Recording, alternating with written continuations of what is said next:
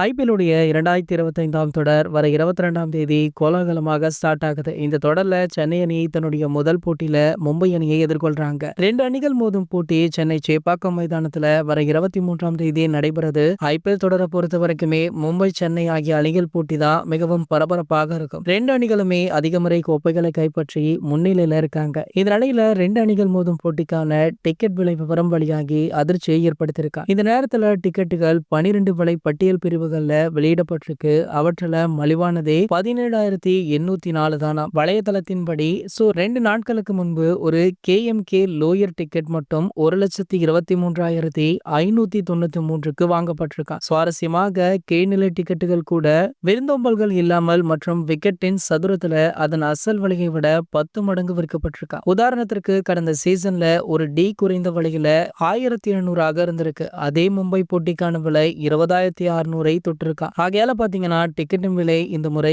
பல மடங்கு உயர்ந்திருக்கு. இதனை குறைக்கும்படி கிரிக்கெட் விமர்சகர்களுமே சொல்லிட்டு இருக்காங்க. இந்த வேளையில தற்போது சிஎஸ்கே மும்பை அணிக்கான 11 அணி எப்படி இருக்கும் அப்படின்ற ஒரு கருத்து வேறுபாடு சமூக வலைதளங்கள்ல போய்கொண்டிருக்கு. கடந்த ஆண்டு பாத்தீங்கன்னா 11 அணி ஈஸியாக கணித்து விட முடியும். இந்த ஆண்டு மெகா ஏலத்தை கடந்து வந்ததால 11 அணி எப்படி இருக்கும் அப்படின்று யாராலுமே கணிக்க முடியாத அளவிற்கு இருக்கு. இந்த நிலையில பாத்தீங்கன்னா சிஎஸ்கே அணி அடுத்த வாரம் 11 அணியை வெளியிட போவதாக ஒரு தகவல் சமூக வலைதளங்கள்ல வைரலுமே ஆகிட்டு இருக்கு. இது போன்ற சிஎஸ்கே பத்தி நீங்க வெளியாகிற அனைத்து செய்திகளுமே நீங்கள் உடனே தெரிஞ்சுக்க நம்மளுடைய கிரிக்கெட் நியூஸ் அப்டேட் சேனலை மறக்காம சப்ஸ்கிரைப் பண்ணிக்கோங்க.